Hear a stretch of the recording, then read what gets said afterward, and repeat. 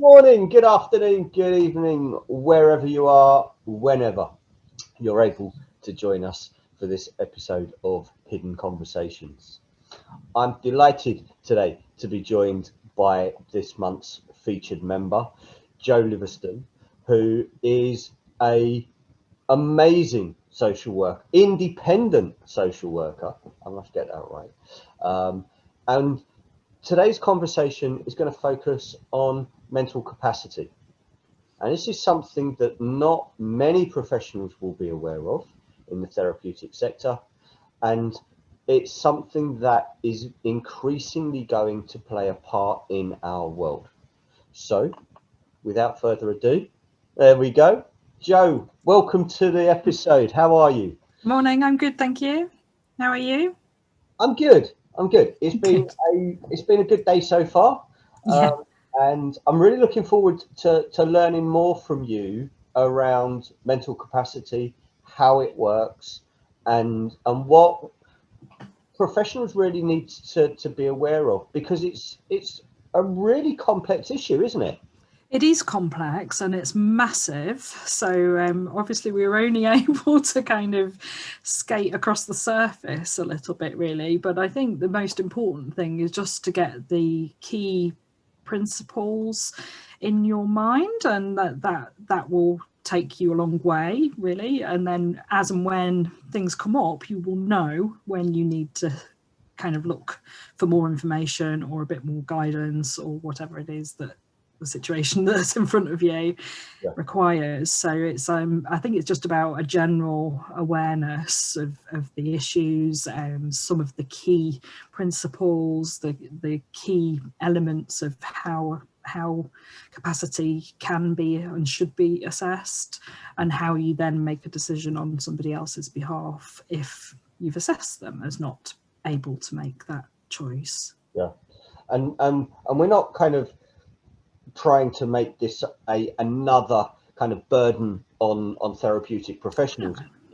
This is about raising the awareness of what is involved and Yeah. what their kind of experience of working with somebody that may need this level of support or be heading towards this level of support kind of looks like, really, and how the system engages with that. Yeah, and how it So, should engage with that, because sometimes should, it doesn't yeah, always engage in the way that it should, does it? yeah.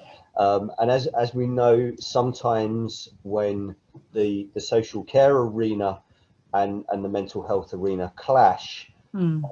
on kind of issues of concern, it can become really demoralizing Yeah, for the therapeutic professional, but it's just as demoralizing for the social care professional, can't I it? agree. Yeah. And And in the therapy world, obviously the prime kind of driver is often autonomy of the person. So it's kind of a slightly different angle which you're coming from. If you're in social care, it obviously is about autonomy sometimes, but it's also about rights, and it's about freedoms, and it's about restrictions where those are required, and it's about control when that's required. And all of that has to be done in the right way, and can cross over between the two worlds, either in your personal life or professionally, yeah, or both. and this is something where we see burnout as a kind of starting point for a lot of people that then end up going through capacity assessments. Um, and as we know, burnout in the therapeutic arena is exceptionally high. And what, Yeah. hopefully having the conversation today, we're able to start to open up that awareness of what that pathway can end up being for somebody, and try and find the kind of breaks on that journey to capacity assessment. So Yeah. I'm going to kind of leave leave you to kind of run with an introduction All on right. mental capacity, I'll uh, try. because I think it's come a long way from where it started. Mm. Um, and it's come a very, very long way from where my knowledge of that arena sits. So what would you say are the kind of the key elements that people should be aware of as an introduction to capacity? So key elements that people should be aware of are that this all comes from the Mental Capacity Act, which was only enacted in 2005. So it's actually quite a recent piece of legislation that has become more and more integrated to social care in particular, and healthcare actually, since that time, and it's become more and more and more important as that time has gone on. Prior to this, we were all relying on mostly case law and duty of care, stuff like that, which actually just didn't do the job really. So you would end up having to do things which strictly were probably unlawful, but you ended up having to do them because there was no other way of doing it. So now there's a framework, and obviously that's much better because it puts in place protections and it puts in place opportunities for people to state their wishes and to be participating in the decisions about them. So the main point I want to really for people to hear is that when you hear people say, oh, so and so lacks capacity, that's not a good statement to be making. That's not a lawful statement to be making. So what we need to do, the capacity assessment has to be specific to the decision that is taking place. So we hear health professionals actually still saying it quite frequently. Oh, so-and-so has dementia and she lacks capacity. It's nonsense. It's got no basis in law whatsoever. So what does she lack capacity to do? She might be able to select what she wants for her lunch from 2 options or something. She might like to pick her own clothing out of the wardrobe, and she may be perfectly capable of making those smaller decisions and should be allowed to do so for as long as possible. But what she might not manage possibly would be a bigger, more complex decision. So where to live or whether to have an operation or not, those kind of things. So when people make these sweeping statements, it really gets my goat. And I see it on television quite often as well. So I'm always the one that kind of sits at home going, yeah, but you don't do it like that at the television, which is quite funny, really. I drive everybody nuts. Do you think when individuals are given statements like that, and it almost becomes a label, that they then can, when they're speaking to other professionals, and invariably I'm talking, the therapeutic counsellors, the psychotherapists, and they say, well, the doctor's told me I don't have capacity. Yeah. It sets off a chain reaction. It can do, yeah. That invariably is counterproductive to that individual because there isn't the awareness of what that capacity process is. Yeah, and what that means. So there are principles which kind of come with the Act that we have to stick to no matter what the decision is. And the first one, and probably the most important, is that we've got to assume that the person has capacity. So we're not to start from a place of, this person might lack capacity, maybe because they have a particular condition. It might be a head injury, a learning disability, dementia, there's a whole raft of stuff that it could be. But you've still got to start from that premise that that person can make this decision. And then the onus is on whoever's assessing to prove that they can't make that decision, not on them to prove that they can. Yeah. So do you think that's a cultural change in our system? Yes, it is. And it's still not stuck to. Yeah. And that's what I was kind of going to ask, is because it's culturally and historically, our system has made a decision about a circumstance, a situation, and then Yeah. has worked backwards from that decision Yes. to get the information to justify the A decision. decision. Yes. It's like going up a ladder to come back down to the decision you already made. Yeah. And only when we start to go up the ladder without a decision in mind can we actually investigate what's at the top of that ladder, not kind of have the whole process Yeah. preset and have operational bias Yes. in play. Okay. I mean, there is still an awful lot of that, and you know, there's very few people that have much training in this area, so people don't really know. They don't know how to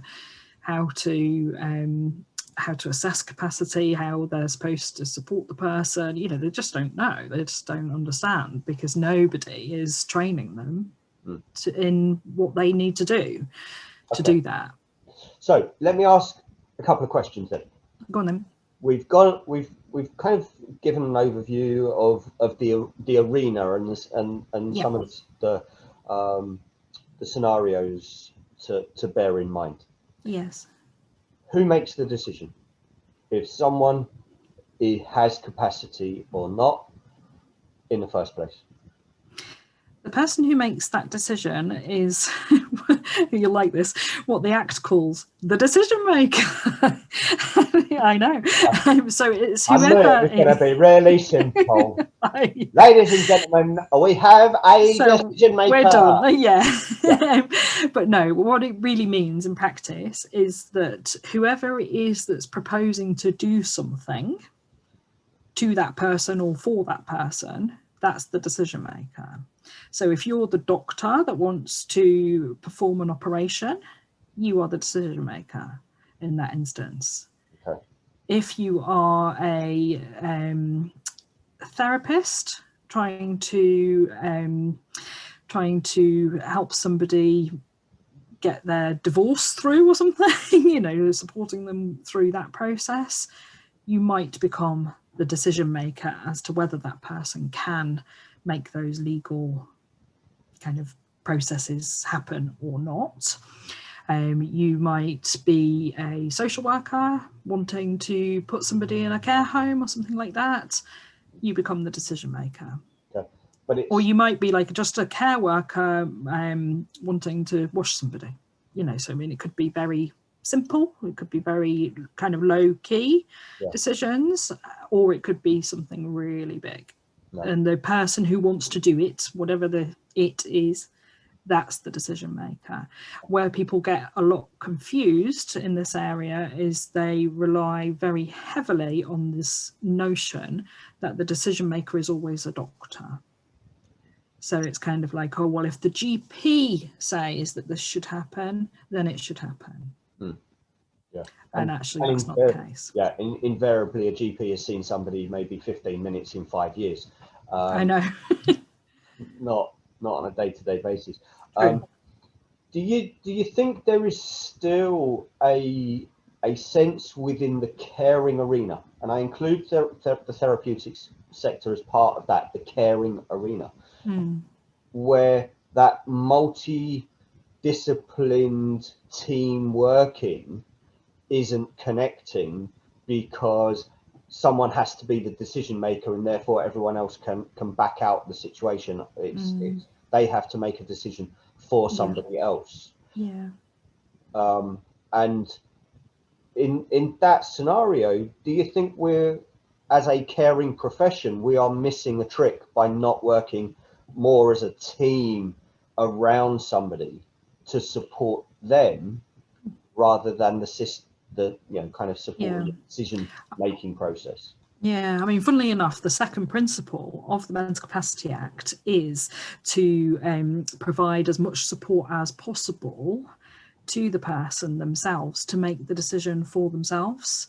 So that could include bringing on board a therapeutic person, for instance, to provide a sort of emotional support, moral support, I suppose you might call it, or something, to if that will bolster that person's ability to at least contribute to the decision, even if not make it themselves. So we should be drawing those people in anyway.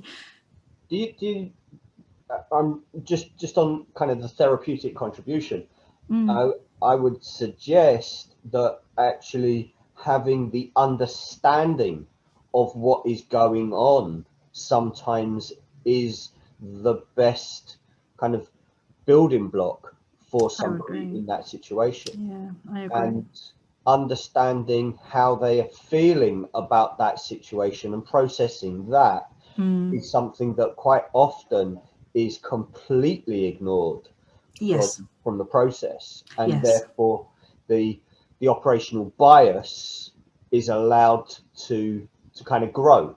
So it almost kind of feeds it, because that information is not in the mix. Yeah, I mean, there's lots of court cases and things around mental capacity, as you might imagine, and so a lot of those are really relevant for therapeutic professionals. So, you know, I'm thinking of, there was a famous woman who was absolutely terrified of needles, to the point that she was unable to make a decision about a C-section. So it was really important, really serious.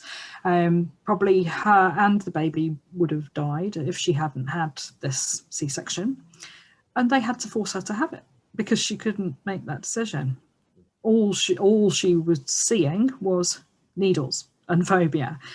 So to contribute to that process of the court deciding that actually she was going to have that C-section, whether she agreed to it or not, part of that was therapeutic professionals. I'm not sure if it was a psychologist or a psychiatrist, maybe somebody like that, came and assessed that woman's ability to make that decision. And what was really interesting was that she was assessed several times.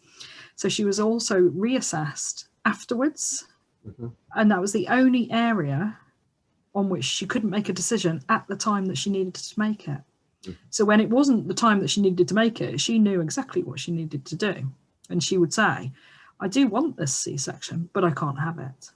So, you know, it's very interesting. Yeah. And this is something that I think the wider community really does need more awareness on, because mental capacity is not a permanent state. It's not, no. And it's something, and the example that you gave is exactly the one that I was going to kind of go, can this be used to kind of support this? And I'm really glad that you can. No scripting, guys. This is one of those cases where someone is completely competent in absolutely every all areas of their lives, and there's no mental illness, there is no mental degradation. This is simply where phobia takes over, to a point that they cannot make that decision. And it's something where the stigma around mental health really plays out when someone has been through that experience. And if the therapeutic community are part of that process as it's going through, the support that can be put in play after that fact, could you imagine the stigma that person then carries? That they've just had to have their mental capacity handed over to somebody else in order for a decision to be made to save their life and that of their child. But then it's handed back to them afterwards. I know. In theory. In theory, we know that there are times where the fact that decision has been made, the system has used that as an excuse against the person. And that again is another reason why the therapeutic community has to be aware of this and has to be involved in a way that they're currently kind of on the periphery of and inconsistently. So we've covered two of those key areas. We have, Let, yes. Aren't we marvellous? let's crack on. Okay, What so another one is that we're all allowed to make what the law calls unwise decisions. So if somebody is deciding something that everybody else around them is kind of going, really? What, you want to do that? They're still allowed to do that in law, as long as they are capable and competent to make that decision, which we'll talk about in a few minutes. But as to how you decide whether somebody is capable and competent to make a particular decision. But the unwise decision thing is kind of marvelous, because I think we all make those, you know, and I suppose there's now a right enshrined in law that actually we're all allowed to be stupid sometimes and do things that maybe don't make sense. I'm going to say I'm really glad that one was written in by somebody somewhere. I mean, who are we to say like what somebody else's decision is wise or not? Do you know what I mean? It's like and it's very paternalistic, isn't it, to try and do that? Yeah, and the thing to bear in mind with that is that quite often when someone is recovering from trauma, they will make unwise decisions in building their coping strategies, because they don't have those coping strategies before. Yeah, they need to work out what works as a new coping strategy, and some of that is going to be unwise. And I'll put my hands up to it. Yeah, of course. I'll give you an example. Go on. When I had my head injury, and my recovery took probably, I would say, 2.5 years. In that time, I was known to go sea kayaking, go along the coast, find a nice set of cliffs and go climb up them. Right. At the time, I was needing that adrenaline rush of risk, because I was not able to fulfill the safe adrenaline rushes that the career path that I had chosen would have given me. So I was trying to find what my new levels were. Psychologically, I was trying to work out what are the risks, what can I do here? Yeah. And what is my physical capacity after that head injury? Now, at the time, I was perceived as having a death wish. Mental capacity could have been questioned. Yeah, could have been. But I would be in my rights because I was cognitively processing what was happening. Yeah. To be able to say, you know what, this is my decision. I want to go climb a cliff with no ropes. Then I can do that because I know what the risks are. Yeah. It's not like, oh, I'm just going up to go. You know that you could fall off and that you could injure yourself or that you could die, and you're still wanting to take that risk because you feel it's proportionally kind of relevant to what you want to achieve. What I'm trying to understand. Yeah, absolutely. Yeah. So, and this is where that capacity protocols within the Act come into their own. Yeah, they do. And people might not like the outcome sometimes, and they might not. Hit against the system. Often not. and quite often, you know, I think if this had been the scenario for me, I think my family at the time would have gone, the system's not working, because there's clearly overt risk. Yes, of course, yeah. But the capacity is not taking away the risk. No. It is the understanding of the risk. And the cognitive decision-making process. Yeah, absolutely. So how tough is it for a professional when everything on the instinct says this person is taking those unwise risks?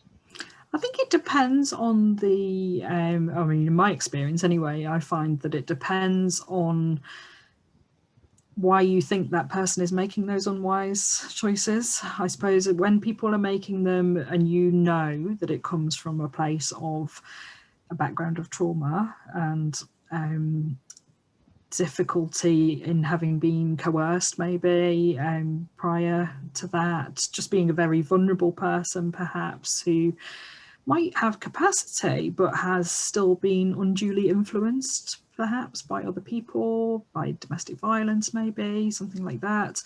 And then I think it can become very tricky to hold that line of people are allowed to make unwise choices, because the feeling is that perhaps they're not making an entirely free choice, which is clearly different than, you know, your example where you were making an entirely free choice. Nobody was trying to suggest to you that that should be what you did.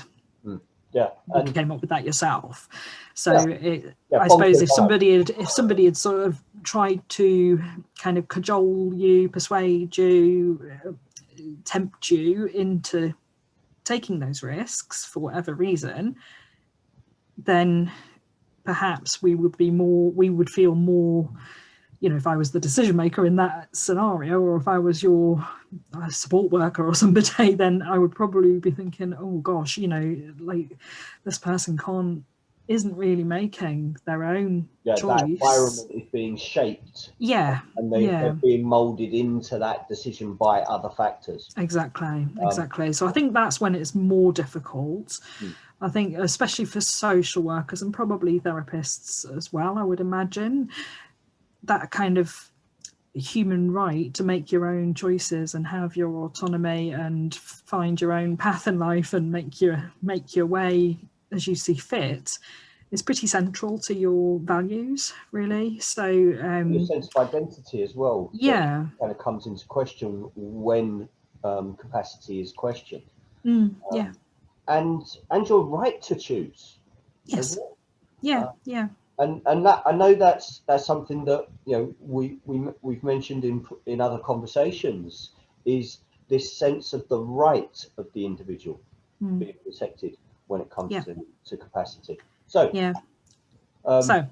next one on the list. You want the next one on the list? I can tell. So the next one on the list is that if we make a decision on somebody else's behalf, we're supposed to make the decision that we think is the least restrictive available option that will achieve the outcome that is needed.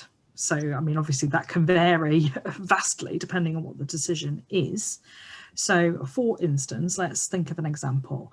Let's say it's about somewhere to live, let's say.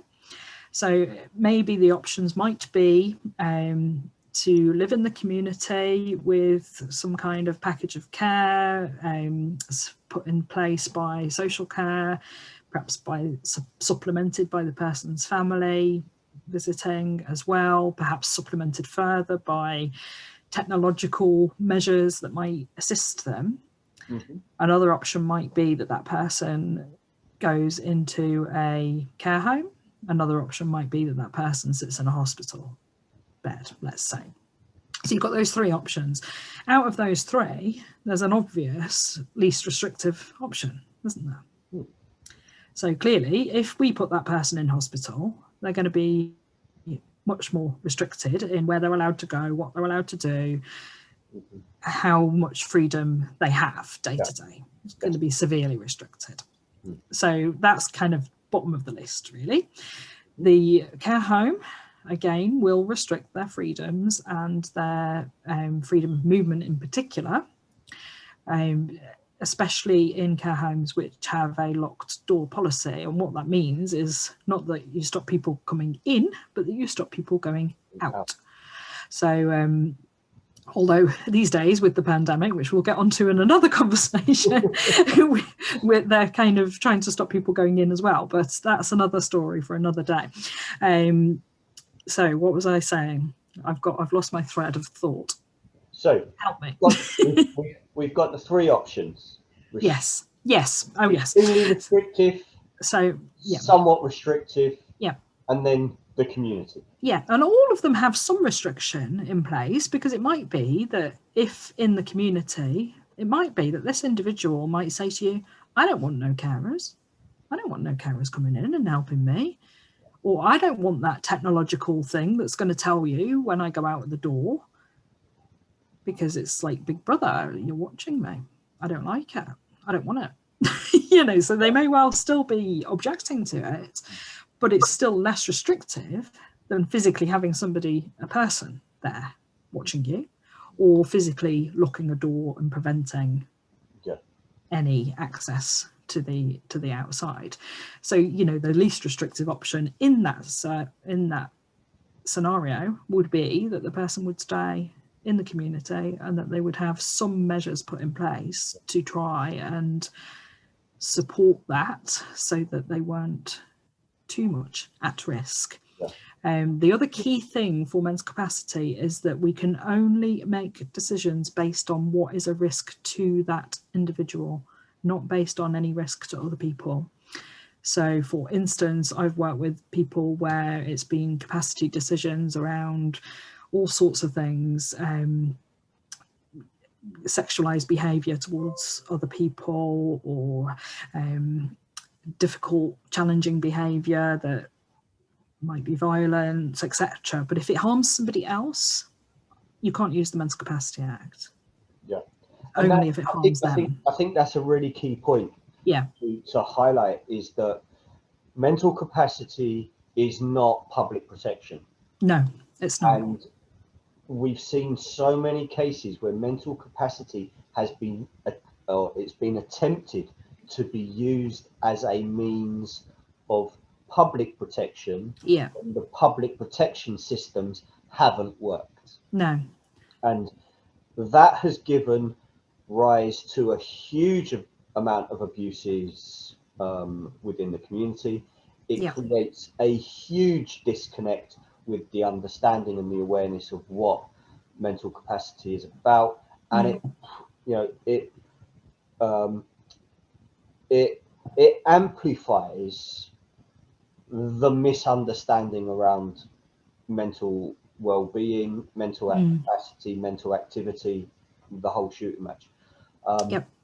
Do you think the key part in that scenario that you outlined is the community care package?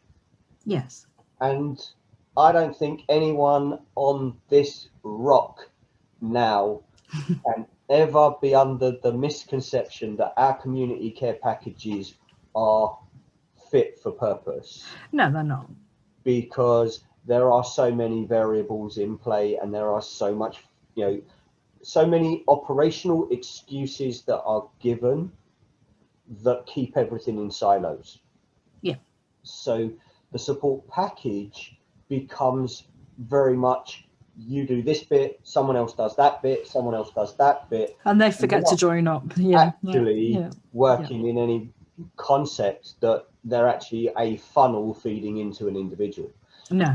Do you think that the therapeutic package is overlooked often in that care package scenario, because it is seen? I think it is especially extra. I think it's seen as extra when it should be seen as integral. So you see a little bit more of it in mental health services. You see a little bit more of it in certain types of rehabilitative type scenarios. So head injury is one, strokes sometimes, often for the younger adults, not as much or hardly at all, actually, in my experience, for the older adults.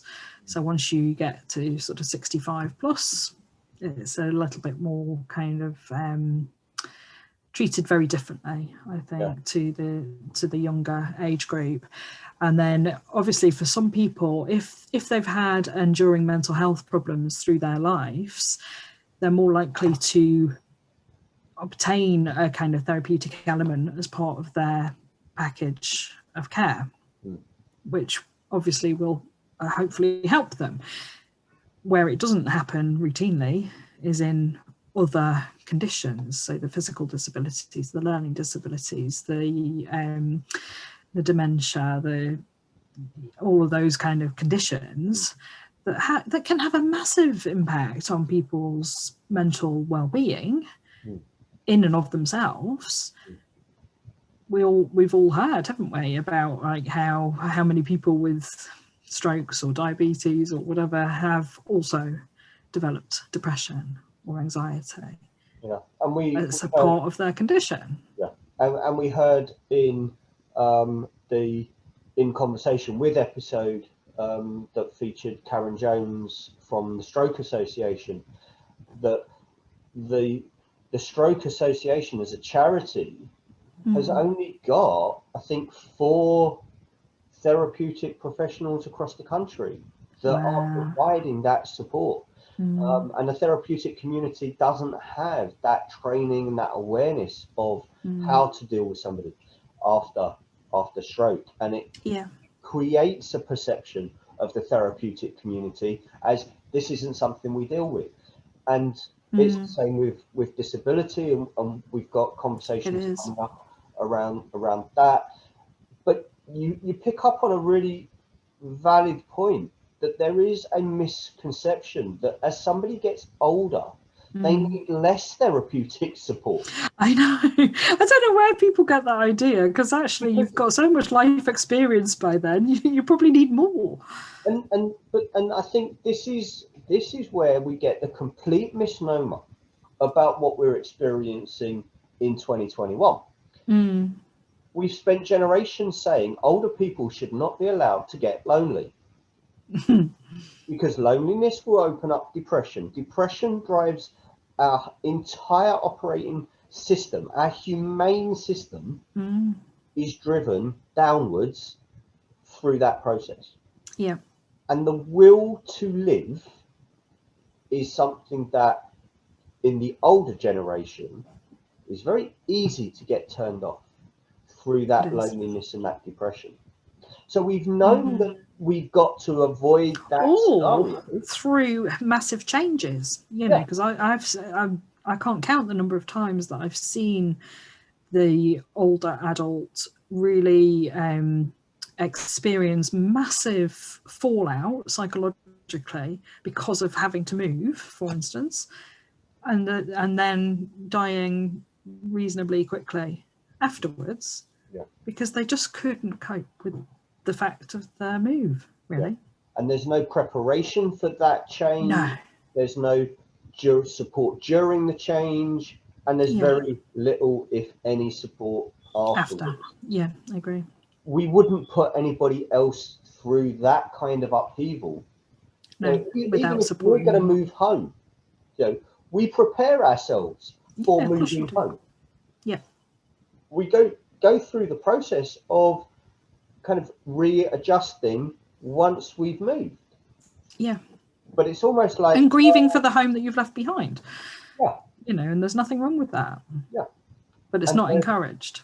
And this is where I think the therapeutic sector has again gone, oh, okay, well, that's the way the system is. Thank you very much. We don't have to do anything. And actually...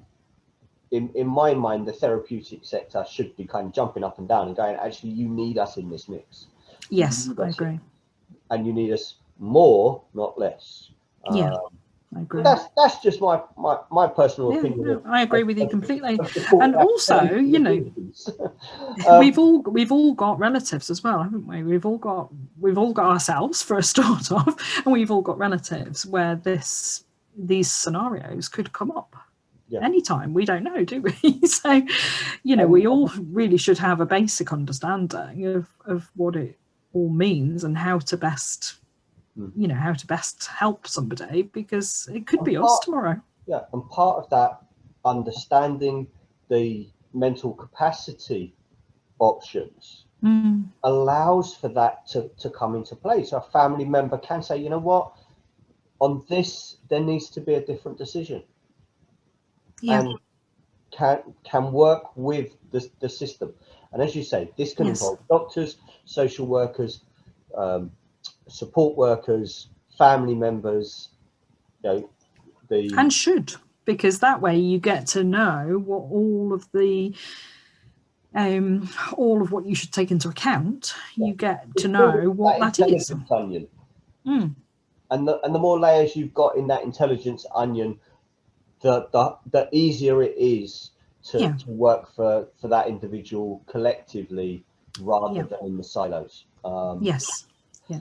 Okay. So absolutely. So the last of the five principles is that whatever decision we make, where we're making one for somebody, we have to make that decision in that person's best interests, and that process is defined in the Act as to what do you need to take into account when you're thinking about best interests. So they've listed a whole bunch of stuff that you have to consider. And it's things like what is the person currently saying that they want? How do they feel about it? Woo! What would you want to happen? Yeah, I can't remember the last time I actually heard a social worker ask somebody that. What? Not really? Oh my gosh! What would you? That's scary. And again, it's because the system has got into. We have to make a decision. There's a time frame involved. Really, we're going to make this decision, and then we're going to work around why this. And then we're going to work backwards from there. Yeah. And I have found that sometimes as so I'm a qualified best interest assessor, which means I have special training in mental capacity, and I see that a lot when I go and do assessments because of my best interest assessor status. I'm asked to do certain things sometimes, and then quite often I will go and I have to undo stuff that's been done prior that wasn't done in a correct way, and then sometimes trying to backpedal from a decision that is already made and has already been implemented is incredibly difficult to achieve. So it's again, that has an impact on the individual in question. It's not just of course the professionals that have gone down that road and then been kind of almost had the reins pulled back and gone, actually no, you can't do that, this isn't the way this is supposed to be, and all of the animosity that then is created within the professional arena. But at the end of the day, you've got an individual at the center of that scenario who is being battered and pulled around terribly with very little emotional and psychological support. Indeed. And we're supposed to try and gather all of the relevant circumstances, so as much information as you can gather. Now obviously the amount that you would gather would depend on the decision that you were making. Clearly, if it's a very big life-changing decision, then you're going to gather a lot more information than if it's something fairly straightforward, like should you go to Tesco's or Sainsbury's. It's like clearly there's a limit to how much you are available. And please feel free to make without contacting. That's just because I go to Tesco's or Sainsbury's. Either contacting the website or the phone number. We cannot advise you on which supermarket one should use. We're supposed to also help that person to participate in the decision-making process. So even if they're not able to make the decision, we're still supposed to try to gather their views. If they can't give us their current views, so I've met a lot of people in a minimally conscious state where they can't speak, they can't use sign language, they can't write. So I've got no way of knowing what their current feelings might be or how they might want to proceed because I can't ask them.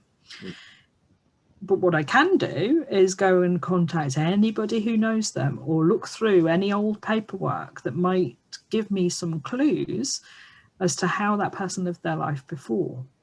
What sorts of decisions did they make in the past? What was important to them?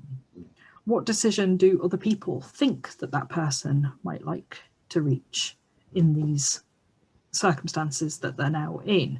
So all of that information becomes part of that best interest kind of process. We have to look at, can the person regain their capacity? So in cases of stroke, head injury,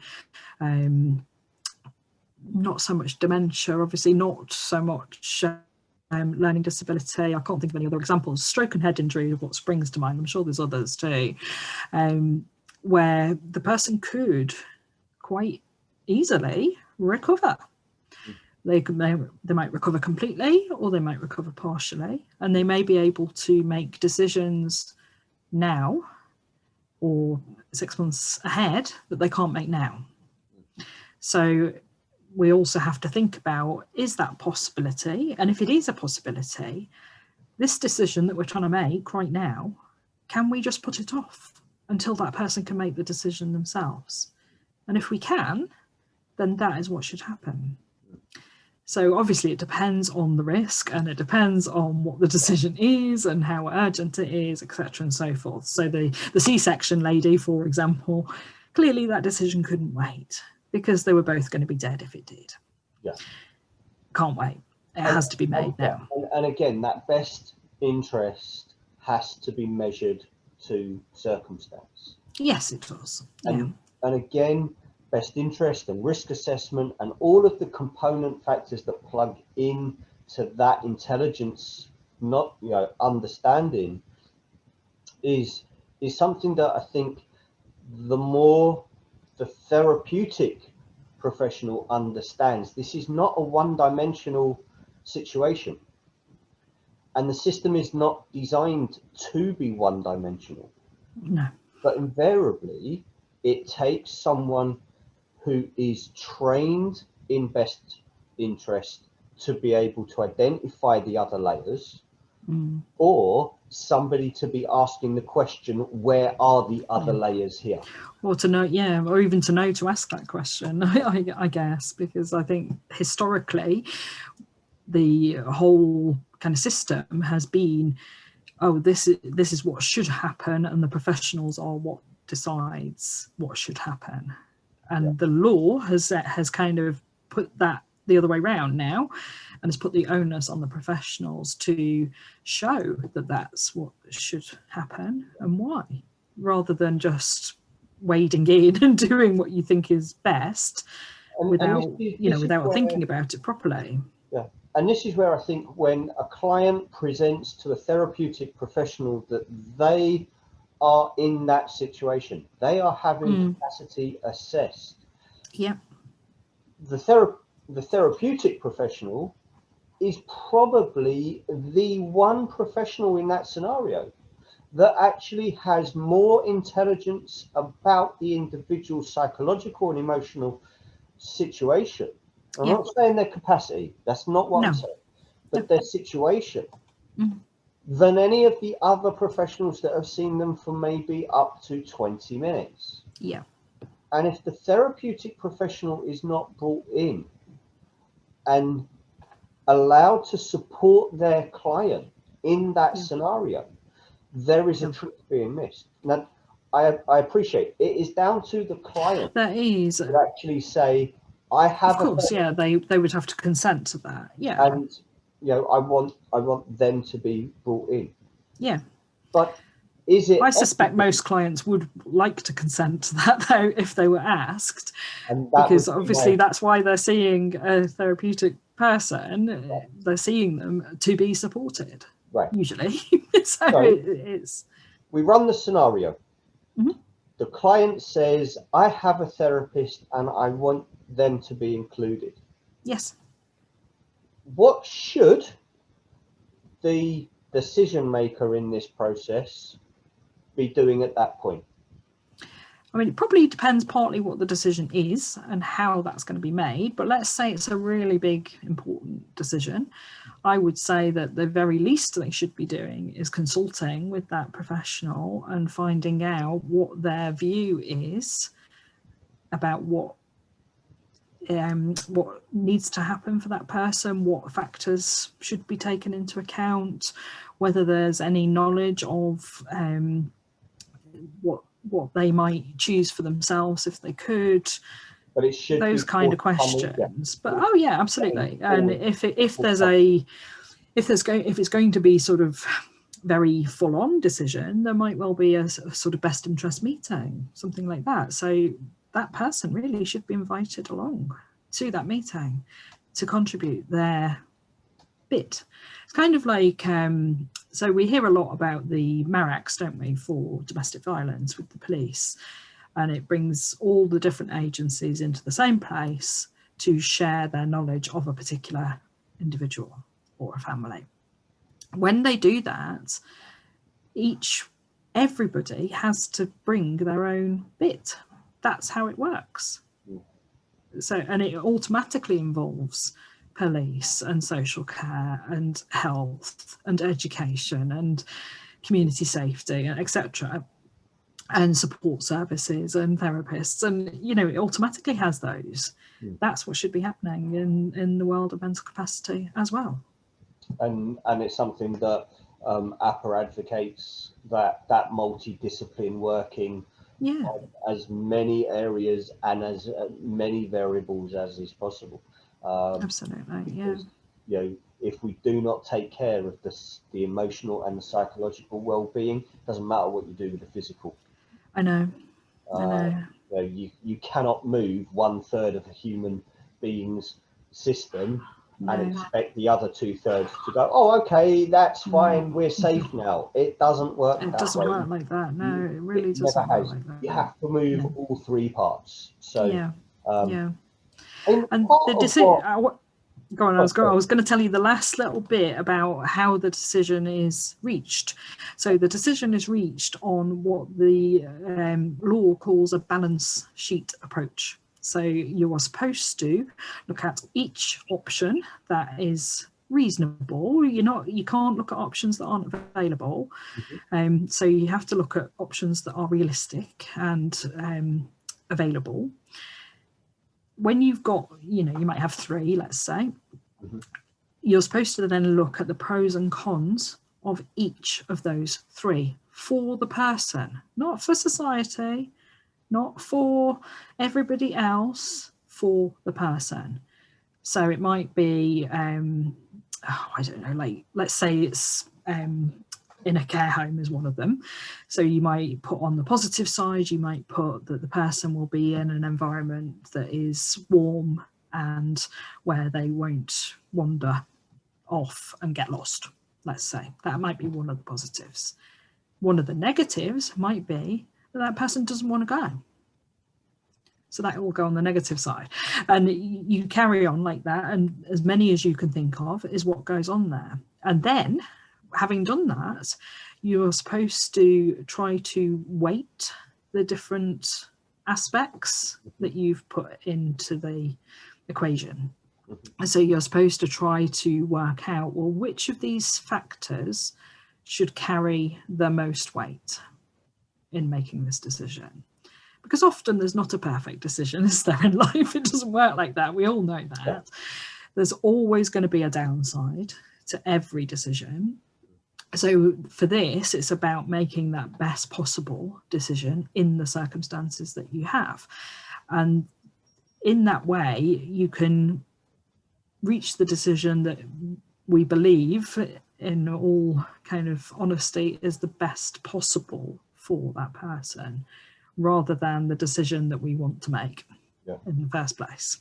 And I think for any therapeutic professional that is in or around the issues around capacity, being able to kind of understand that process and be able to give that reassurance that actually, one, this is not necessarily a permanency state, 2, that there is this best interest protection process that you have to go through, and if they don't feel that is being gone through, then they've got redress. Pardon me. And that ultimately the therapeutic professional can be part of that process if the client wishes it. Yes.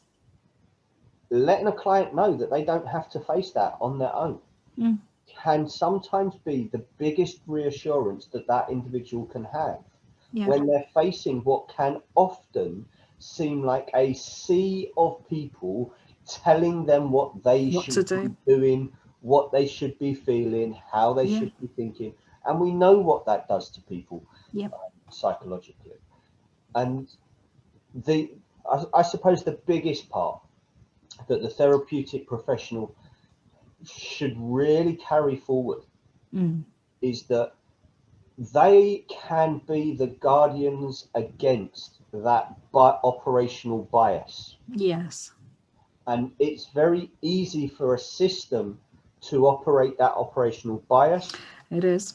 Because they're doing this day in and day out. It's like, we just take another package off the shelf. Thank you very much. There you go. Yep.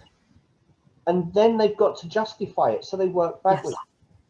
The therapeutic professional is probably the most competent kind of foil to that process. Yeah. Unless that client has a best interest worker, practitioner in play. Or even if they have, there's no reason why they couldn't have both. And why those two things couldn't work alongside each other and in collaboration. Because I would say that's a really good option, really. Yeah. And that's the key. If they haven't got a therapist, they must have a best interest practitioner in the mix. If they have got a therapist, then they need both and allow both to work in collaboration. And I'm really glad that you use the word collaboration. It is exactly what is needed when capacity is being questioned, absolutely. Now, the other thing that I forgot to say at the very start, which I probably should have said at the start, is that the Mental Capacity Act only applies to adults. So it applies 18 plus. The only time a child can be assessed for capacity under that act is if they are between 16 and 18, and it has to be done through court.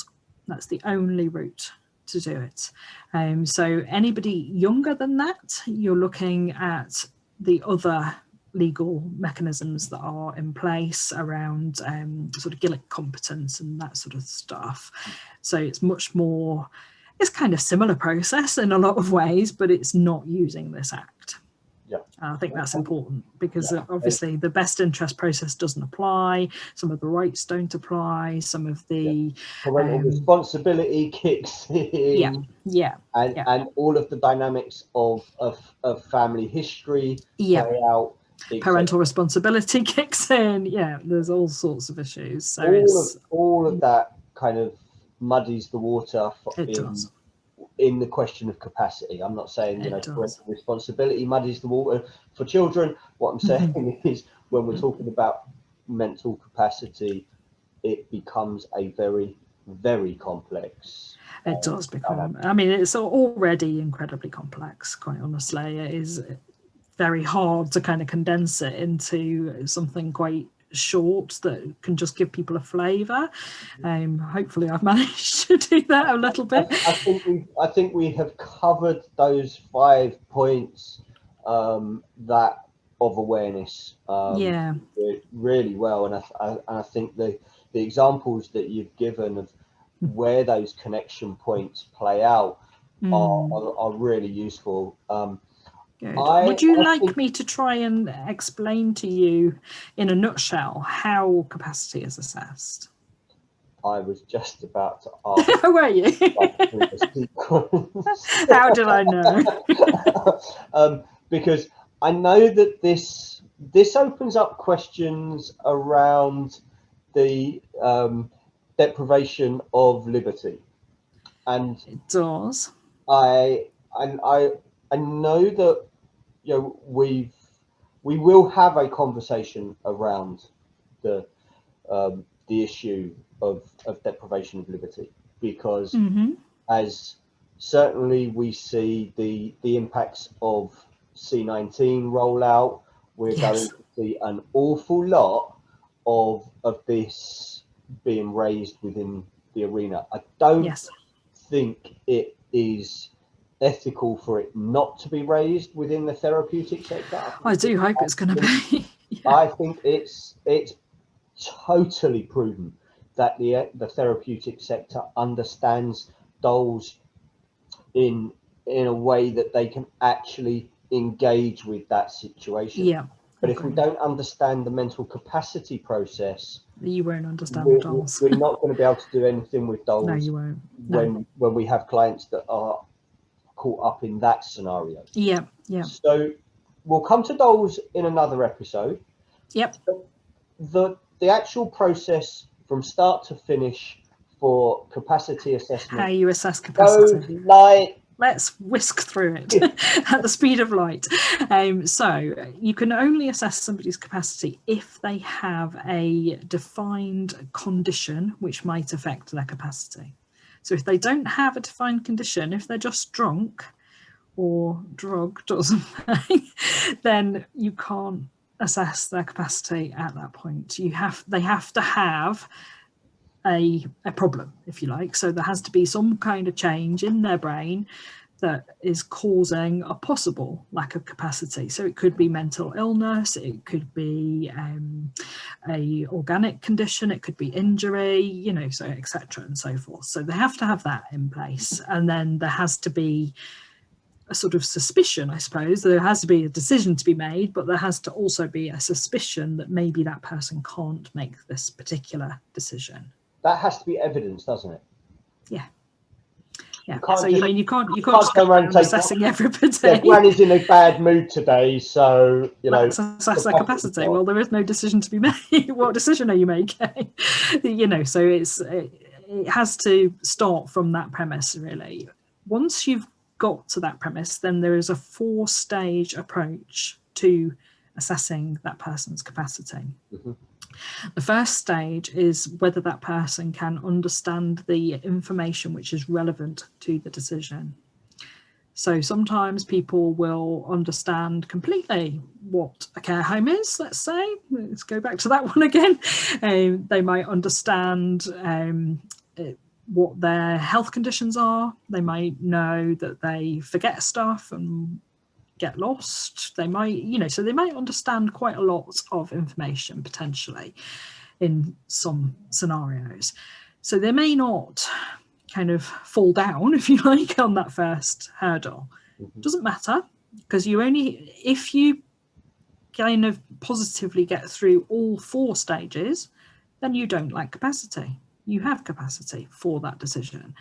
If you fall down on any one of them, then you lack capacity for that decision. So you have to kind of pass, for want of a better way of putting it, you have to pass all 4 elements of the test. So the second stage is that the person has to be able to retain the information that they've understood for long enough to make a decision. So that's about their memory, obviously, their memory capacity, and can they hold it in their head long enough to tell you what it is that they want to do. What's that time frame? Well, it depends what the decision is, because obviously if the decision is quite complex, then they're going to have to show you, because you're coming into stage 3 now, they're going to have to show you in stage 3 that they are able to weigh up that decision. So that means looking at the pros and cons of the option, or the options that are available to them. So they have to hold the information long enough to decide. So it depends what the decision is, how much information. It depends what the decision is, how long you might need to hold it for in order to be able to successfully weigh it up. Mm-hmm. That's where a lot of people lack capacity, is in the weighing up. That happens fairly frequently. It's probably the most common reason why people will lack capacity on assessment. So they have to do that 3rd stage. Having passed that, or not, as the case may be, they move on to the 4th stage, and the 4th and final stage is that the person is able to communicate by any means what their decision is. So when you've got people who are unable to speak, if they can write, then that's fine. If they can send a text message, that's fine. If they've made an advanced decision that's relevant, which we'll get onto in a minute, that's fine. If none of those apply and they cannot, there's no way of communicating, or there's no way of communicating with enough complexity and nuance to allow for that particular decision. So if they were deciding, do I want a red cardigan or a green cardigan, they could probably perhaps point to the one that they want. That's communication, that's fine. There's nothing wrong with that. But if they are trying to make a decision, do I live here or do I live there? How on earth can you be sure whether that person is able to weigh up the risks and benefits of each option if they can't communicate any more than just pointing? So that's the last stage. And if they fail any one of those, then for that decision, they lack capacity, and you move straight into the best interests process, and then you go down that decision-making process that we went through earlier. Yeah. Do you think the process is robust enough to counter the pressure from external dynamics such as family? I think it is. Whether it's always used in that way is another matter, but I think the law is very clear, and it's very it's actually functions very well when it's used correctly. Yeah, it's like a lot of tools when it's used in the right way. It does a job. Yeah, it does a job really well. It's probably one of the best pieces of legislation that there's been for years, in my view, anyway. But there's a couple of. Sorry, go on. I'm going to say that legislation has come about with some amazing collaboration work in its infancy of a big pre-bill. Even at the bill stage, it was being rewritten. It was so often that, and the contributions that were made, and I think it's worth highlighting that this is one of the few times in UK law where the contributions pre and during bill stage and the consultation phase of the paper was so heavily kind of inputted on. It was that the parliamentarians actually had accurate information to make decisions on. And it's one of those things where we can show that collaboration really does make a positive impact. Yeah, it does. And it's such a shame when you see the silo operation take over after such amazing work being done to avoid it. Yeah. It's such a shame. But as you say, when it is used effectively, when the awareness is there of how this is supposed to operate, and it's held to account, or the process is held to account, amazing decisions can be made, and it's not permanent. This is one of the biggest stigmas about capacity. That it's time specific and it's decision specific, always. And it has to be maintained that way. It has to be completely. What we can all do as well, and is something that's enshrined in that same act, which is kind of useful, I would say, for every single adult that there is, whether you're in the trade or not, and that is the ability to make advanced decisions and the ability to put in place powers of attorney. So I'm going to very quickly explain those two things so that people know that they have those options. So an advanced decision is purely to do with treatment. So it's dentist, doctor, hospital, operations, medication, those kind of things. Not mental health treatment, I might add, but everything else. Mental health treatment falls under the Mental Health Act primarily, so it's although not always, but we won't get into that because it's too complicated. let's not go there. Let's not go there. But the advanced decisions are like what people used to call living wills. So people used to refer to them as a living will, which means that you can spell out. So you write a document, basically. You can write however you want. Obviously, the more specific it is and the more kind of sensible it is in terms of being witnessed and dated and held somewhere sensible and those kind of things will obviously make a difference as to how well it's used if you ever were to be in one of these positions that you might put in it. So for example, people might put in things about under what circumstances they would want not to be given CPR. Under what circumstances would they want a medical professional to turn off life support? Under what circumstances would they agree to certain types of medication or procedures? What you can't do is say, I want X to happen, but you can refuse treatment. So it's an advanced decision to refuse treatment, basically. So we get a lot of people with things like motor neuron disease, progressive conditions where the person will almost inevitably lose capacity at some future point, and they will also become extremely physically unwell and disabled as a result of their condition. So for people in that kind of situation, where they may well be seeking counselling or therapy as well, then they might need some support and guidance around what things might they want to consider putting in an advanced decision for, so that they don't end up on some life support that they don't want to be on, or whatever the situation is. Feeding tubes is a really big one. So for people with motor neuron, they will often lose the ability to swallow in the later stages of the condition. And as a result, often what is done is by that time, people have usually lost ability to speak or communicate as well.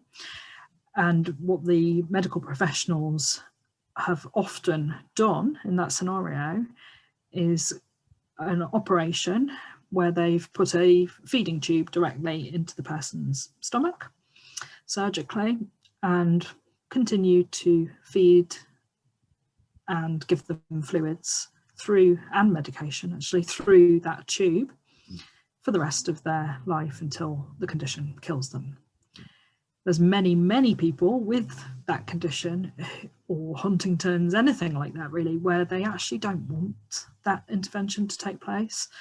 They would prefer to refuse it and know that obviously they're going to die because of a lack of food or fluids.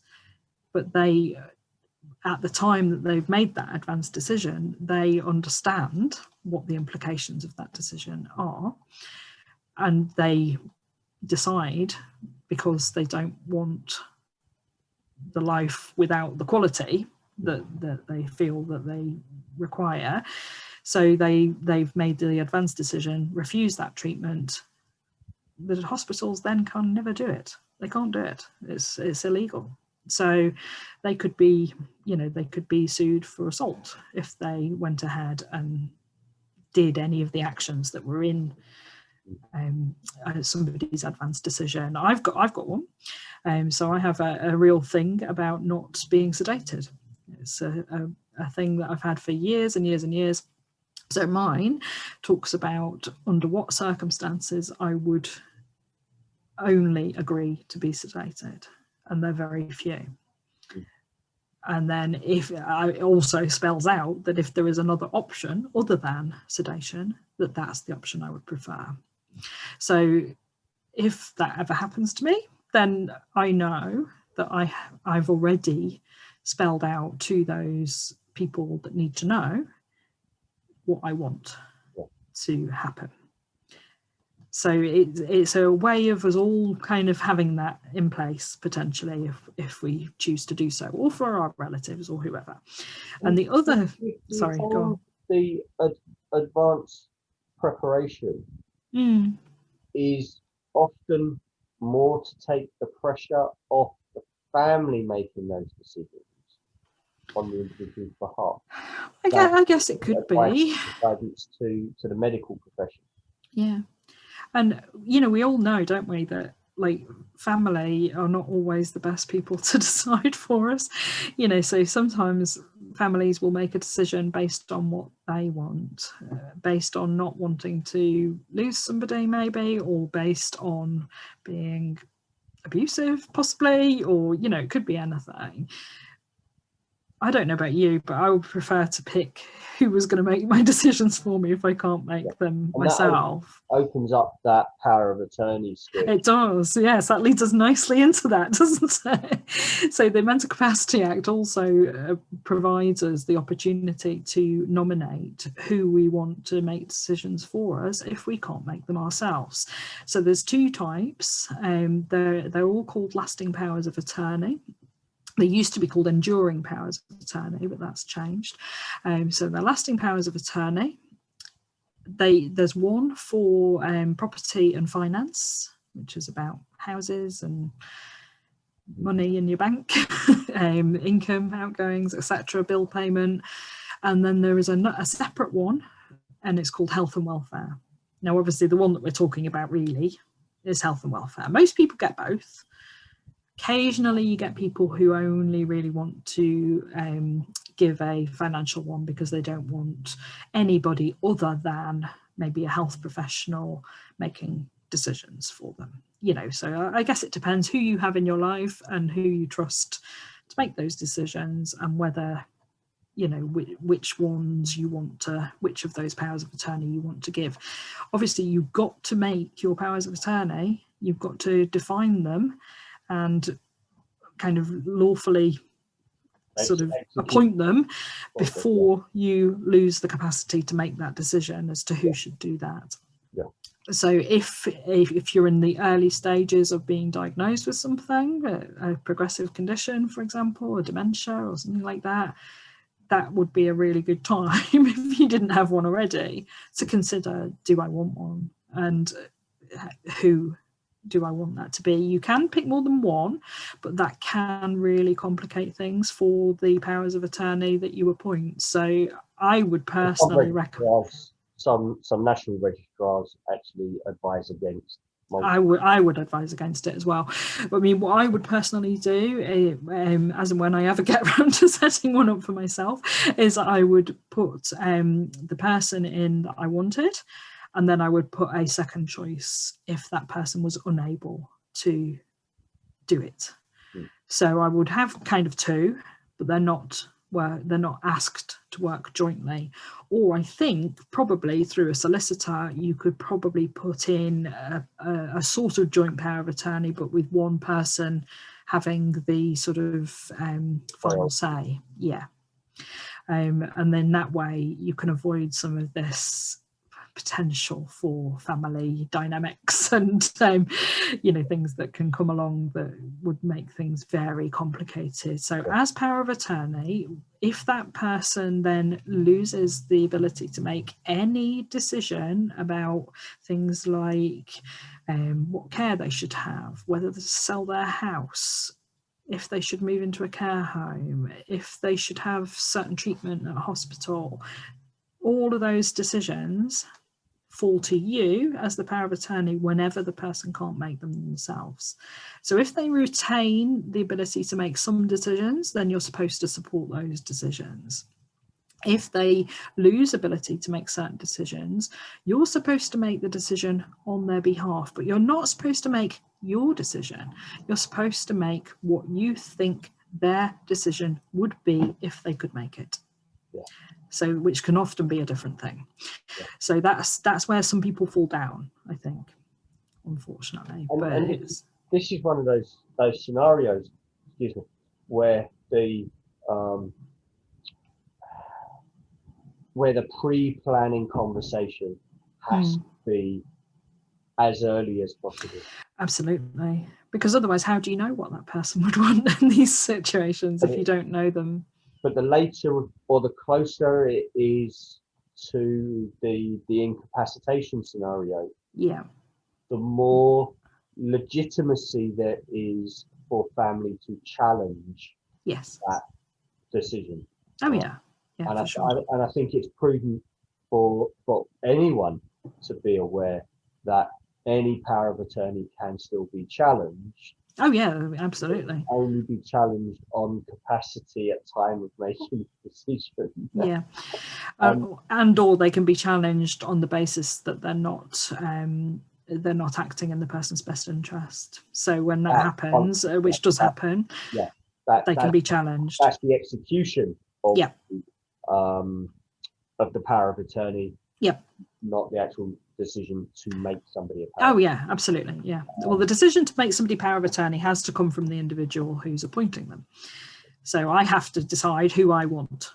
That's it. Nobody else can decide that for me. If I've lost the ability to decide who I want to decide for me, I can't make that decision anymore. Nobody can make that decision for me. Yeah, but the overwatch of that and the protections of that decision-making processes are also enshrined in law.